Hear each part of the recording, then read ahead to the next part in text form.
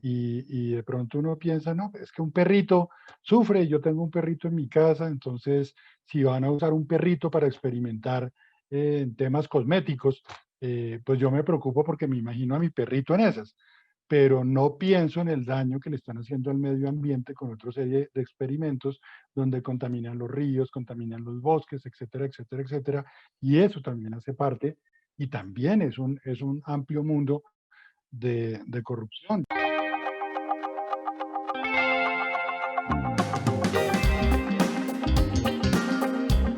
Bienvenidos a Redu al Aire, donde el primer paso para combatir la corrupción es hablar de ella.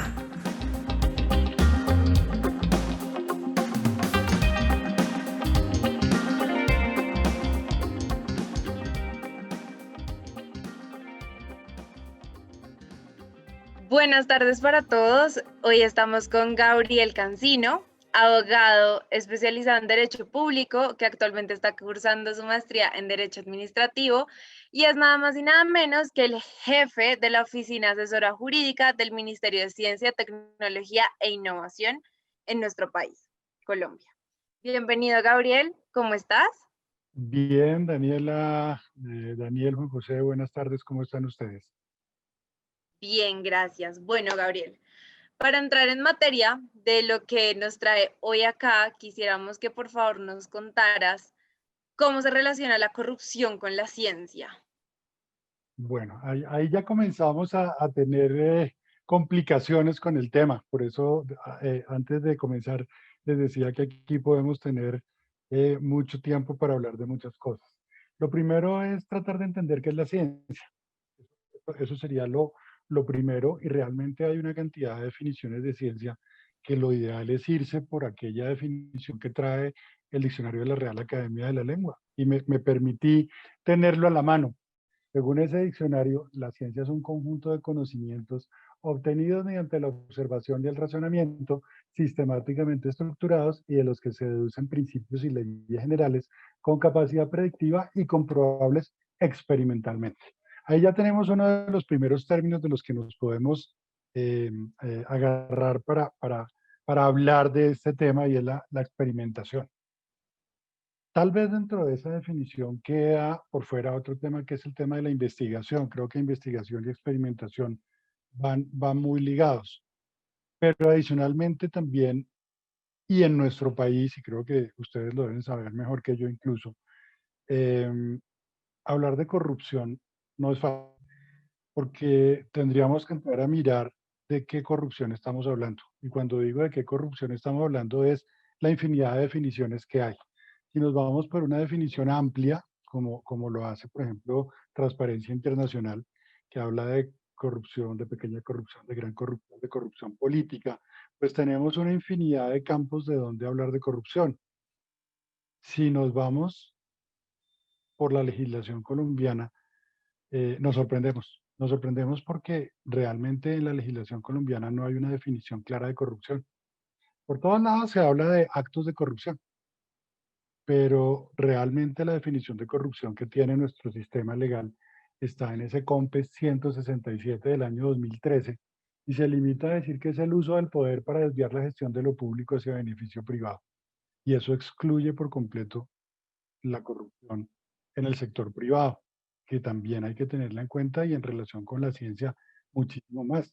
Entonces, esa ambigüedad nos lleva incluso a ciertos problemas a la hora de hacer los análisis, porque los compromisos que adquirió Colombia en materia de lucha contra la corrupción, tanto en la Convención de la OEA como en la Convención de Naciones Unidas, se incorporaron, usted sabe que esas convenciones se incorporaron a nuestra legislación a través de unas leyes que fueron objeto de un control de constitucionalidad por parte de la Corte Constitucional.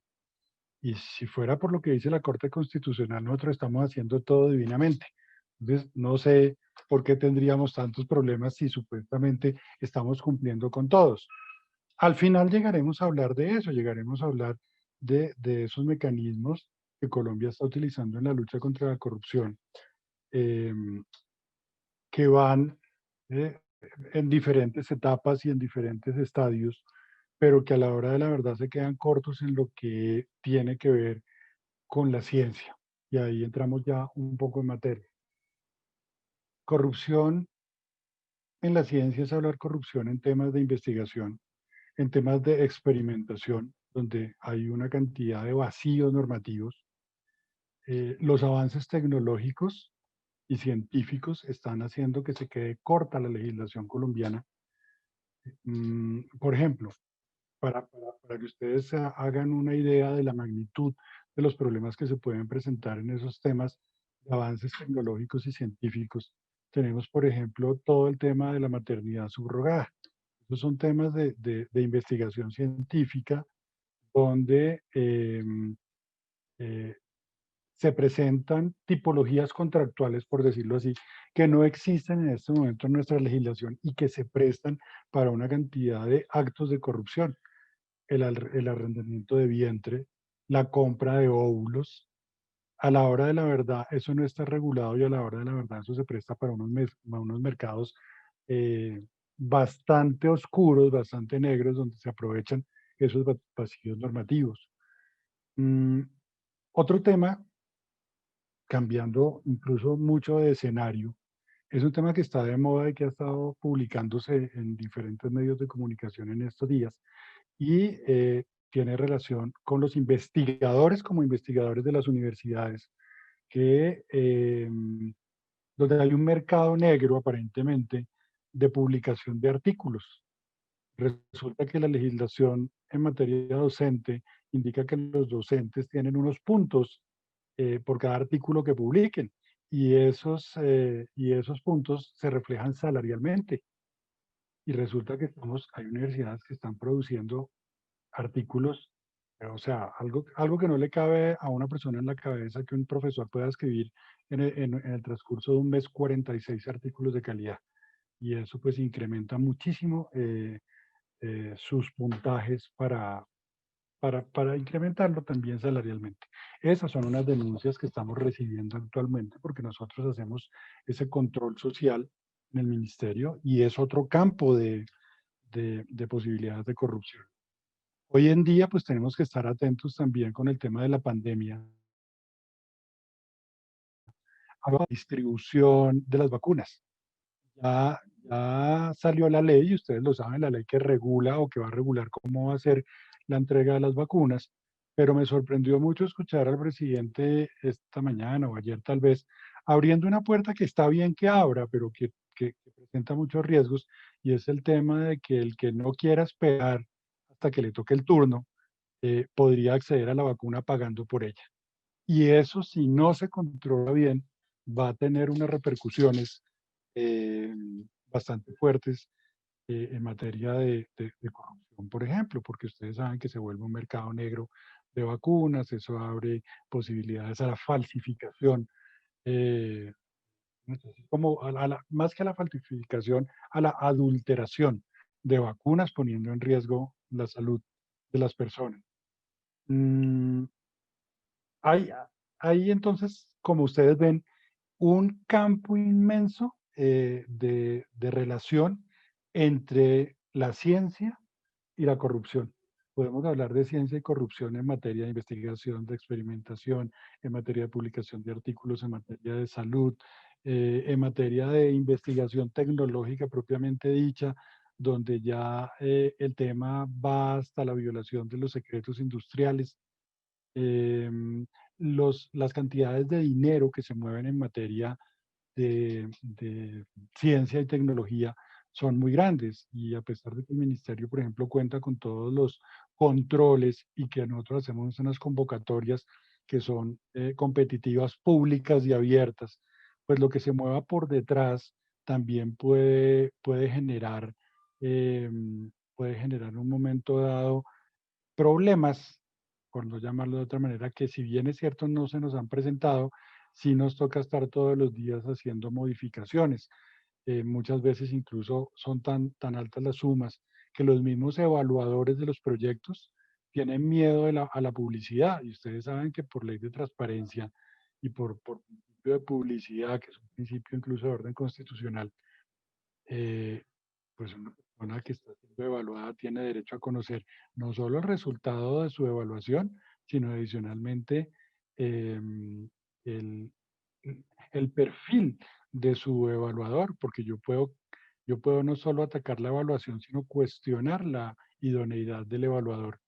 Y eso, pues, es otra arista diferente. Queda mucho por hacer en materia de ciencia frente a la corrupción, pero creo que ahí tenemos un tapete para comenzar a hablar de muchos temas de acuerdo a cómo quieran ustedes que lo hagamos. Bueno, Gabriel, yo tengo una pregunta que pues supongo que se la hacen muchos colombianos, pues yo por lo menos me la hago mucho, y es ¿por qué nosotros en nuestro país no le apostamos a la inversión científica? Es decir, ¿por qué siempre el tema del presupuesto se va en otras necesidades que evidentemente tenemos como país, pero es que el tema del presupuesto en la ciencia es muy bajo, no es el más bajo, creo que el más bajo es el de artes, pero, pero sí es extremadamente bajo. Entonces, quisiera preguntarle cómo podemos a largo plazo solucionar este fenómeno, porque claramente sin inversión no vamos a llegar al avance tecnológico, pero pues tiene que haber alguna salida. En eso tiene razón y muy seguramente me estoy arriesgando a perder mi puesto con lo que le voy a decir, pero yo creo que sí le había faltado al gobierno meterle un poco la mano al tema de ciencia y de los recursos que se invierten para la ciencia. ¿Qué pasa? Y le voy a contar algo. Incluso si usted mira todos los ministerios, nosotros tenemos el presupuesto más bajo, incluso más bajo que el del Ministerio de Cultura o que el Ministerio de Deporte, que son los últimos que se crearon. ¿Cuál es el problema? El gobierno nacional, y no hablo de este gobierno nacional, hablo del gobierno nacional en términos generales, desde hace muchos años, había visto la ciencia como algo que no estaba, no sé, yo siento que lo veían como que no estaba tan al alcance de nosotros, a pesar de que hemos producido genios. Está el doctor Ginás, temas de neurocientíficos, está el doctor Arroyo con sus temas de investigación de vacunas, etcétera, etcétera, y así puede haber muchísimos investigadores en el país, pero no sé, teníamos como esa mentalidad, siento que seguíamos teniendo esa mentalidad de país tercermundista que nos alejaba un poco de sentirnos capaces de hacer muchas cosas. Em, Afortunadamente se toma la decisión, si bien es cierto lo que era la anterior Colciencias, había hecho muchísimas cosas, no tenía la trascendencia por el hecho de ser primero fue un instituto, luego fue un departamento administrativo, pero realmente fue hasta el año pasado que se convirtió en un ministerio, Ministerio de Ciencia, Tecnología e Innovación. Es que este ministerio era lo que era Colciencias antes. Mm, pero eso no quiere decir que no se hubieran invertido los recursos. Tal vez en este país estamos acostumbrados a que escuchamos de muchas cosas cuando hay escándalos en torno a esos temas. Y afortunadamente, y ahí sí puedo decir que afortunadamente, no ha habido tantos escándalos en relación con los manejos de los recursos que están invertidos para el tema de ciencia, tecnología e innovación. Hoy en día, los recursos que se manejan son de miles de millones de pesos y no solo de los recursos del presupuesto general de la nación que están asignados al ministerio como ministerio, sino que además nosotros hacemos parte del sistema general de regalías. Dentro del sistema general de regalías del país está lo que es el Fondo para Ciencia, Tecnología e Innovación y nosotros a través nosotros ejercemos, dentro del sistema general de regalías hay un órgano central de administración y decisión que está conformado por varios de los actores el sistema, las gobernaciones, otros ministerios, el Departamento Nacional de Planeación, el Ministerio de Hacienda, que son quienes deciden al final qué proyectos se financian, pero no lo deciden voluntariamente, lo deciden a través de unas convocatorias que también son públicas, abiertas y competitivas, y donde obviamente pues, las gobernaciones presentan, a veces se hacen a título no personal, pues digo de persona jurídica, por ejemplo, a veces se hacen a través de las gobernaciones, se ponen muchas exigencias para que los proyectos realmente cumplan con la calidad que debe tener un proyecto de esa naturaleza.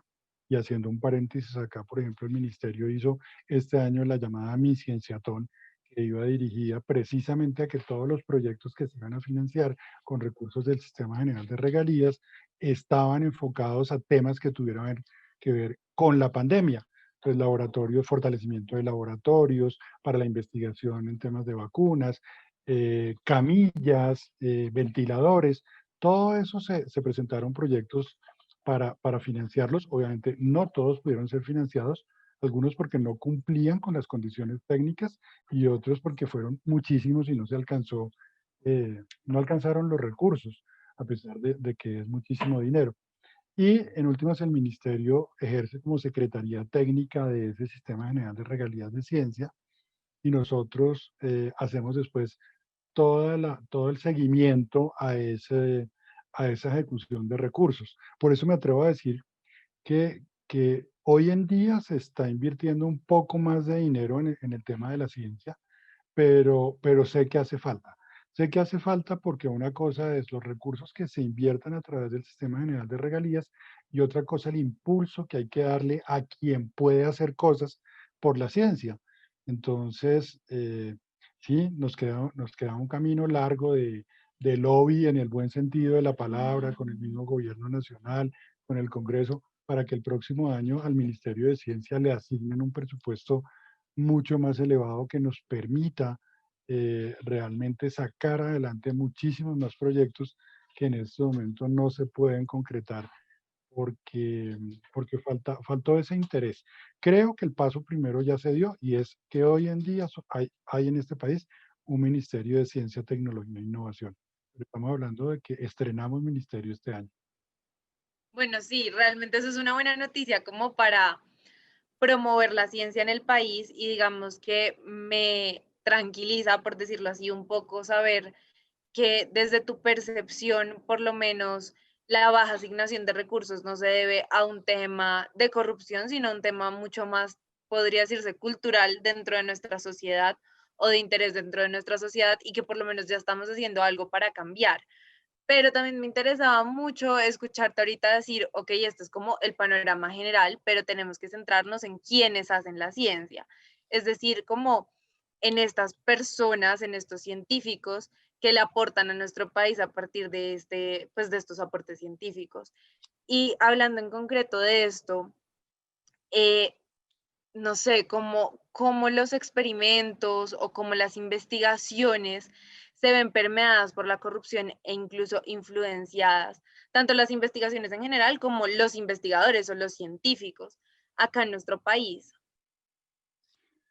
Bueno, ese es un tema también complicado porque obviamente partamos de una primera base. La primera base es que con la baja asignación de recursos que existe, ya mucha gente comienza a hablar incluso de corrupción. ¿Por qué?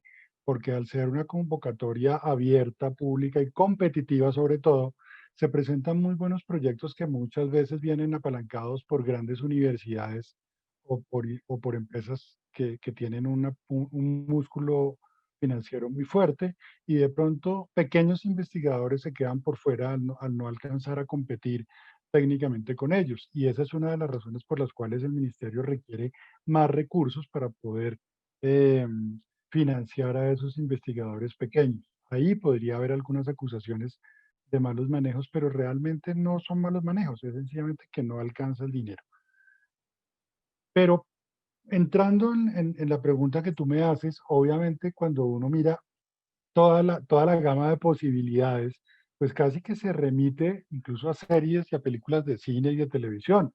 Esas películas donde puede ocurrir lo mismo que ocurre en otras áreas, y perdóname, incluso con la construcción sucede, y hemos visto los casos este año de los puentes que se han caído, que en un momento dado un investigador o una entidad investigadora em, le solicita al investigador el uso de unos insumos de menor costo para abaratar los costos y quedarse con parte del dinero que nosotros les entregamos para financiar el proyecto. Esa es una de las múltiples oportunidades que se le pueden presentar.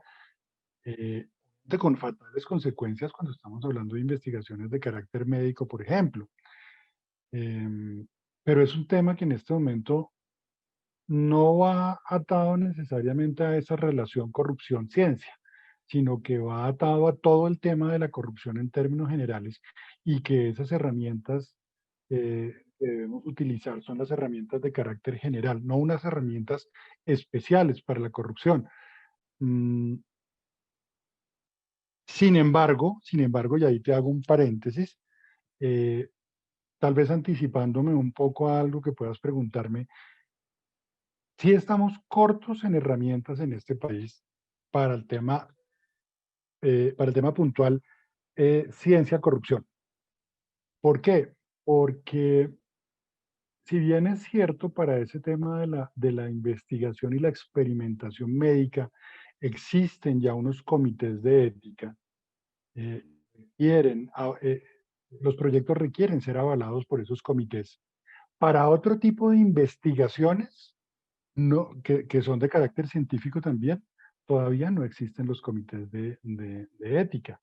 Hoy en día, por ejemplo, el INPEC nos está pidiendo como ministerio que los orientemos en la creación de un comité de ética para las labores que se hacen por la población privada de la libertad. Entonces, grupos de investigación de universidades, facultades de psicología, de medicina, hacen investigaciones científicas al interior de las cárceles con la población carcelaria y no hay un comité de ética que regule esas investigaciones.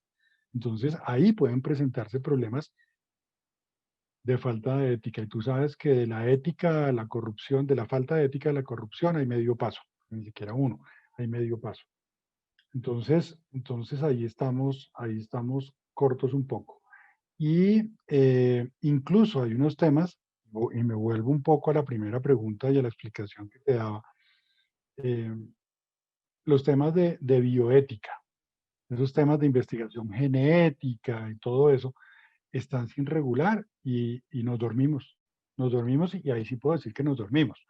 ¿Por qué? Porque resulta que en el año 2010, mediante la ley 1374, se crea el Consejo Nacional de Bioética para que regule pues, esos aspectos, para que se vuelva un comité de ética, pero para los aspectos de bioética puntualmente, que son donde hay unos avances muy rápidos, muy acelerados y muy grandes.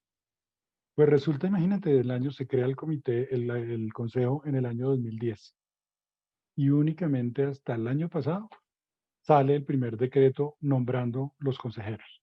O sea, inoperante por completo durante 12 años, más o menos 10 años, 11 años. Pero adicionalmente ahora nos queda una labor más importante. Está creado, pero no está reglamentado cómo funciona, para qué sirve, qué dientes tiene en un momento dado ese Consejo Nacional de Bioética.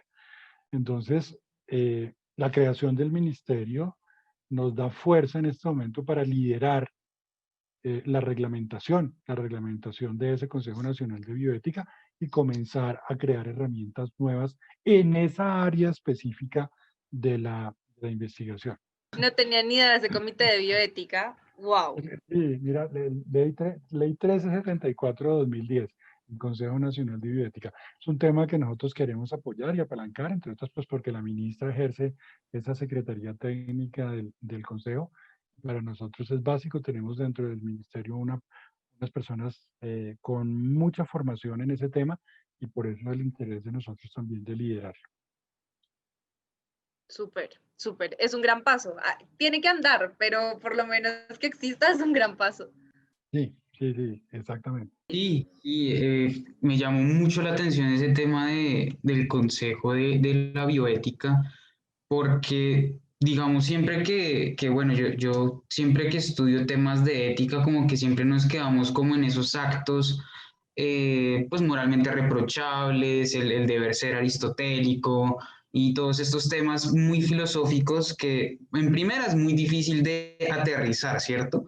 Pero cuando lo aterrizamos, como que simplemente lo aterrizamos en conductas como que no van más allá del día a día, o por lo menos eso es lo que yo puedo percibir frente a los estudios éticos que se han hecho.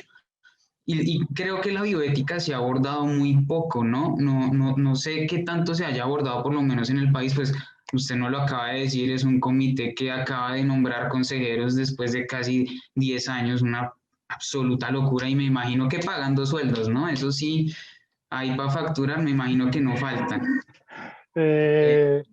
No, sabe que no está reglamentado ese tema salarial todavía. Creo que afortunadamente ahí todavía Ah, bueno. no ha habido corrupción, pero sí es interesante porque incluso estaba mirando que la gente identifica los temas de bioética con temas muy de la salud y muy de la genética únicamente. Incluso yo mismo hice referencia a eso.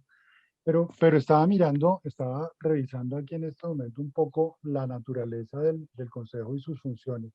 Y que fíjese lo interesante de la definición. Dice que el Consejo fue creado para formular, articular y resolver los dilemas, ya está hablando de dilemas, ya reconoce eso, que plantea la investigación y la intervención sobre la vida, la salud y algo que se nos queda a nosotros por fuera muchas veces, el medio ambiente.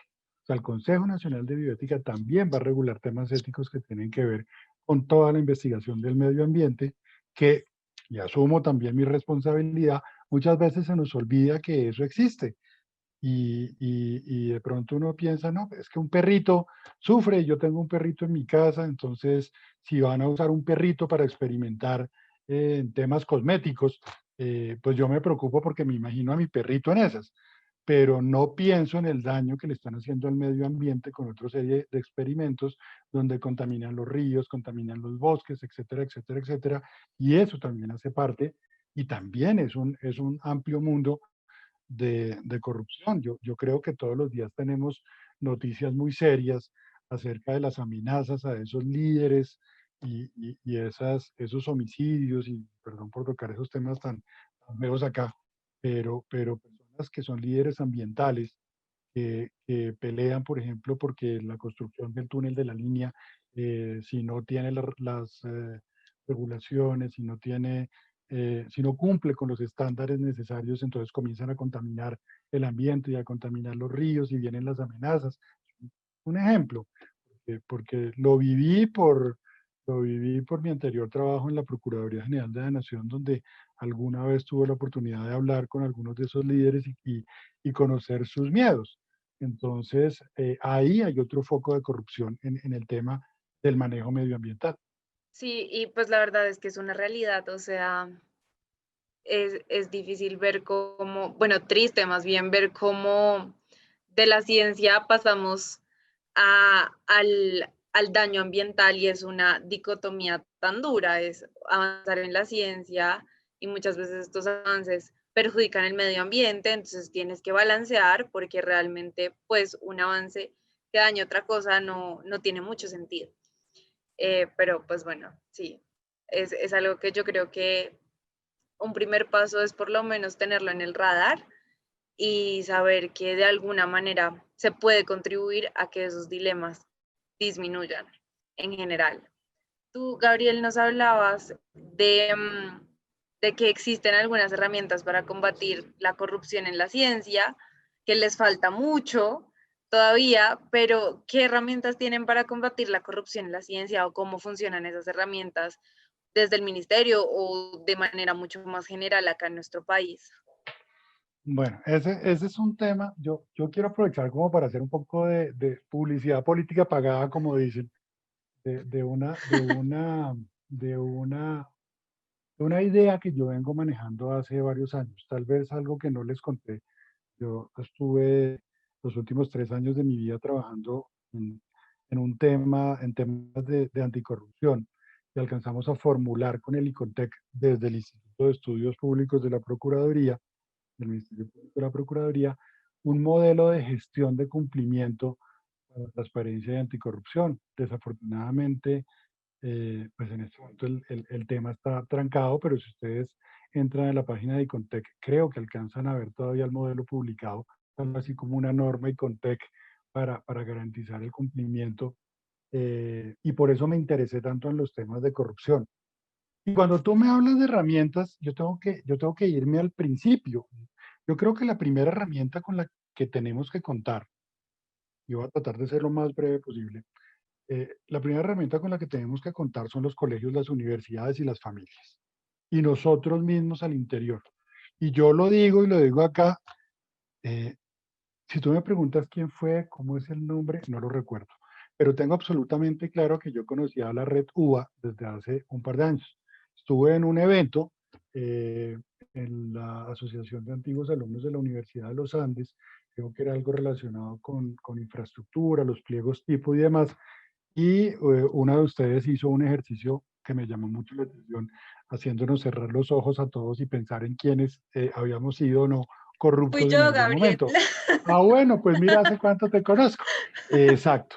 Entonces, eso fue el año antepasado, creo, 2018. 2018. Exactamente, yo ya los tenía ubicados a ustedes desde esa época que andaban esos temas. Y me pareció muy interesante el tema. Y hoy en día pensaba, y digo una cosa que me ha generado dolores de cabeza, incluso con parte de mi familia, pero que yo he pensado, el tema de la ética es un tema muy complicado y por eso digo que de la ética a la falta, a la esas conductas. Hoy en día, una persona que me colabora en estos temas, ahora que soy el oficial de transparencia del ministerio ante la red RITA, esa red institucional que creó la vicepresidencia, me dio opción con un video, y es el video que todo el mundo conoce como la mano de Dios. Para mí ese es el acto de corrupción más grande que puede haber. O sea, ¿qué es la corrupción? Es transgredir las normas. Y adicionalmente es ufanarme porque no me vieron y conseguí lo que quería por el medio que no era. Y endiosamos a Maradona, tanto que llegamos a hablar de la mano de Dios. Pero si en últimas llegamos a hacer un examen de autoconciencia, ¿qué es eso? La violación o la transgresión a unas normas. ¿Cuáles? Las reglas del fútbol, no importa, son unas normas. Pero por ahí comenzamos. Al no bajarnos de la bicicleta en los puentes peatonales, al comprar música pirata, al colarse en Transmilenio. Todas esas son transgresiones de normas y por ahí comienza la corrupción. Entonces, Colombia tiene las herramientas, porque por ejemplo, con este tema que les comentaba de las revistas y lo que hacen los educadores para ganarse puntos adicionales con las presuntas investigaciones o artículos de investigación, la Procuraduría ya nos alertó y nos dijo, ojo porque pueden estar cometiendo delitos, peculado, prevaricato, y tienen toda la razón, la Procuraduría. Entonces, eh, a través del Código Penal estamos cumpliendo. El Código Penal tiene 50 y tantos tipos penales diferentes en los delitos contra la administración pública. Y por eso hice referencia en un momento dado a esas sentencias de constitucionalidad que avalaban las convenciones a las que Colombia se acogió en materia de corrupción. Porque nosotros hablamos mucho de actos de corrupción y la Corte dice, Colombia está muy bien armada en tipos penales que describen actos de corrupción, todos los delitos contra la administración pública. Pero si nos vamos a ver más allá, hay otros bienes jurídicos protegidos que tienen otros tipos penales que también son actos de corrupción, los que tienen que ver con delitos electorales. ¿Qué más corrupción que la corrupción política? Los que tienen que ver con, por ejemplo, acaparamiento, especulación, que son delitos contra el orden económico y social. Pero entonces ahí nos vamos a que tenemos todas las herramientas para combatir la corrupción de manera general. Pero, pero cuando vamos a hablar de temas específicos de ciencia, nos estamos quedando cortos.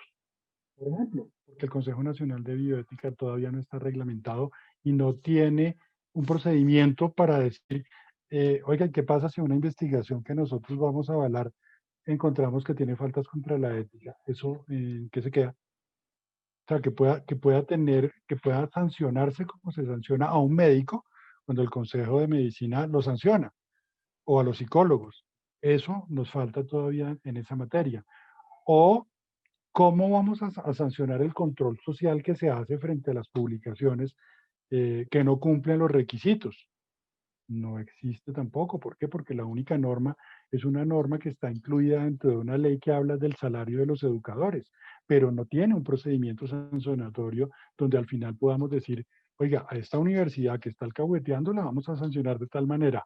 O incluso a ese investigador que falsificó, falseó, copió, puso a sus alumnos a hacer los artículos para que le rindiera. ¿Qué le hacemos? No sabemos en este momento. Entonces, estamos muy bien en herramientas de carácter general, nos falta muchísimo en herramientas de carácter específico para sancionar actos de corrupción que tengan una relación directa con algunos temas científicos. Por eso les dije, de pronto mis respuestas quedan como en el aire, pero eso dependería del punto específico que vayamos a atacar. Si es temas de medio ambiente, si son temas de investigación médica, científica, de laboratorios, tecnológicas, publicaciones. En cada materia habría que entrar a mirar específicamente cuál es la regulación que hay. Pero yo lo puedo decir tranquilamente, sin miedo a equivocarme, que herramientas específicas para áreas de la ciencia nos están faltando en la lucha contra la corrupción. Creo que gracias a Dios el tema de la ciencia todavía es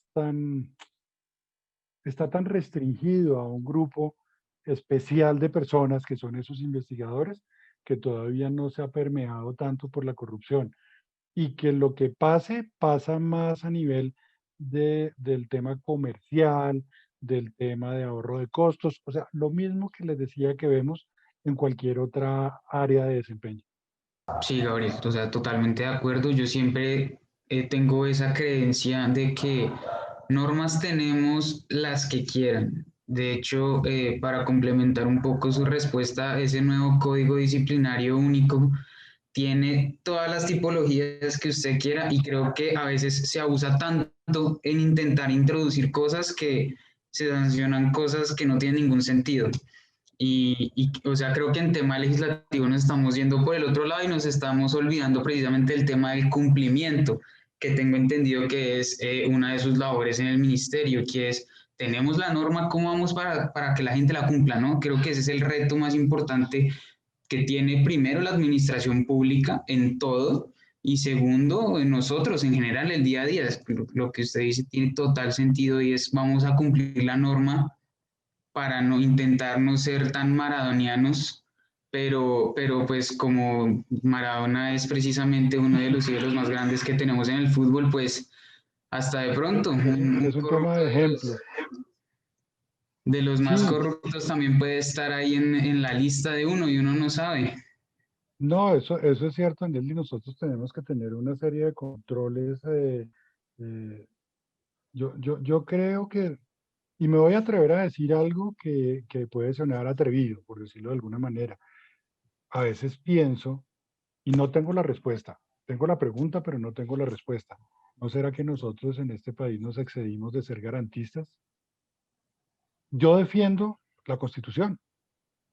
Y yo defiendo las garantías, pero a veces pienso, cuando yo veo, y perdónenme por salirme un poco del tema, cuando yo veo un homicida suelto porque es que le violaron sus garantías dentro del proceso, porque algo falló en la labor de las autoridades y lo dejan suelto, y ahí nos excedimos un poquito en garantías. Y eso sucede en términos generales. No sé cuál sea la solución. Yo creo que es tema de que nosotros que estamos en estos temas y sobre todo ustedes que están todavía jóvenes y no tienen una cantidad de vicios que nosotros ya con los años vamos adquiriendo y nos cuesta mucho más trabajo salirnos de ciertos parámetros que se nos han fijado. eh, Ustedes están llamados en este momento a hacer esa revisión nuevamente. Yo creo que en su momento todo el tema de la séptima papeleta y la Asamblea Nacional Constituyente y todo eso era necesario y fue excelente, pero no se nos iría la mano en el tema de las garantías, no será necesario volver a apretar un poco las clavijas sin excedernos, obviamente, para que podamos garantizar el cumplimiento. Esa es una pregunta que queda para ustedes, estas nuevas generaciones. em, porque definitivamente usted tiene toda la razón. Si no logramos que la gente funcione, en primera medida, la solución ¿cuál es? Las sanciones fuertes. Y las sanciones fuertes también se han demostrado que no funcionan, porque solo a punta de sanciones lo que llega a pasar es que se incrementan los recursos que se mueven dentro de la corrupción. ¿Por qué? Porque a mayor sanción, más me toca pagarle a una persona para que desarrolle una conducta corrupta, porque se va a exponer a una sanción mayor. Y tenemos es que trabajar temas de prevención. O sea, ¿para qué nos vamos a ir a sancionar a un investigador corrupto cuando, no sé, pongámonos en este momento de la pandemia, produjo una vacuna a bajo costo utilizando materiales que no eran, eh, y al final pues resulta que lo que hay es 100.000 muertos que se aplicaron la vacuna. O sea, ese es un tema, y pongamos el caso, nunca pude aprenderme el nombre, pero creo que es hidrocloroxicoquina o algo así, el primer medicamento que con el que se trató de experimentar. Varios de los proyectos que nos presentaron a nosotros estaban fundamentados en investigaciones con ese creo que se llama suplemento farmacéutico o algo así. Y cuando la Organización Mundial de la Salud dijo, eso no sirve, pues esos proyectos se cayeron. Muchas personas hubieran podido seguir trabajando cambiando el nombre y diciendo que estaban haciéndolo con otra cosa. Afortunadamente, pues son tan buenos los controles que se tienen en este momento sobre ese tipo de proyectos, y no está tan permeada por la corrupción esta área de la ciencia, que yo creo que tenemos la tranquilidad de que lo que se está haciendo hoy en día se está haciendo de forma correcta, pero están las puertas siempre para ser abiertas, y eso es lo que tenemos que prevenir, que no se abra. Total, Gabriel, yo creo que abres un punto muy interesante y es, sí, las personas funcionamos por incentivos en Colombia y en cualquier parte del mundo. Y si tenemos mayores sanciones, reducimos los incentivos a las personas a ser corruptas. Eso es una realidad. Pero realmente la decisión de ética recae sobre cada individuo. Y creo que así uno sea científico, profesor, político, trabajador privado, lo que sea, eh, lo que lo debe motivar a uno en su trabajo es la ética. Entonces, de verdad, creo que muchas gracias porque sin quererlo y sin estarlo buscando, llegamos a que sí, definitivamente el rol desde el gobierno y realmente desde el Estado es prevenir que esto pase para que la sociedad no se marchite, pero nosotros también tenemos la responsabilidad como individuos y pues para este tema, las personas, los científicos, los profesores, los creadores de ciencia, tienen la responsabilidad de ser éticos, no solo por sí mismos, sino por la sociedad en la que viven. Entonces, muchísimas gracias, Gabriel, por enseñarnos tanto sobre este tema. De verdad, una charla súper interesante. Y No, pues muchísimas bueno, gracias. ojalá luego podamos ahondar más en unos temas y qué chévere que nos hayas conocido hace 2 años. En verdad, increíble que la Claro que vida sí, nos vuelva a unir. tienen aquí un fanático de ustedes porque me apasiona el tema y me parece que ustedes pueden hacer mucho por este país. Y sí, los invito como para que reflexionen un poco en ahondar en estos temas tan generales que hemos tocado hoy.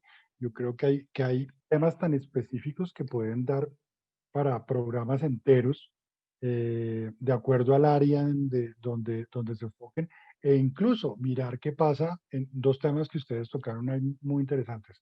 Uno, la corrupción al interior de quien maneja los recursos, que generalmente es el Estado, y otro, la corrupción que hay una vez se entregan los recursos, o lo que hacen para que se les entreguen los recursos, que también implica corrupción. Eh, Muy agradecido yo que me hayan tenido en cuenta, que me hayan invitado, y estoy atento a lo que ustedes requieran desde la oficina del ministerio y desde mi ámbito personal como abogado también. Cuando ustedes quieran, estoy atento a las inquietudes que tengan o al acompañamiento que requieran. Muchísimas gracias. A ti, Gabriel, de verdad que siempre que sea para combatir la corrupción en nuestro país, cuenta como aliados a la red UA. De verdad, bueno, gracias a ti, gracias a todos por escucharnos. Esperamos que esta charla nos dé a todos herramientas para seguir luchando contra la corrupción, aun cuando estás invisible. Y no siendo más, recuerden que para visibilizar un problema hay que hablar de él. Muchísimas gracias a todo el equipo que hace posible este podcast, especialmente a Juanjo, que nos apoya en el backstage de esta grabación. Y no olviden seguirnos en nuestras redes sociales, en Instagram y Twitter, Red Raya el Piso UA. En Facebook aparecemos como la Red UA y nuestra página web es www.redua.org.